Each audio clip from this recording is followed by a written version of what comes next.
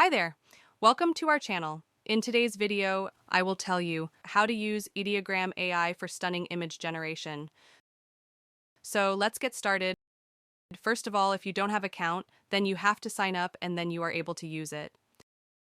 I have already logged in here. You can see all public pictures of different users. For image generation, you have to click here. Describe what you want to see. Here I am giving a prompt, like a sky is full with birds, and then press generate. It will take some time in free version. Look, it gave me 4 pictures. You can select from these. Now, again, I am going to give it a prompt here. Cats playing with rabbits. You can also select your resolutions. Now press generate, it's generating images. You can see it give me 4 images.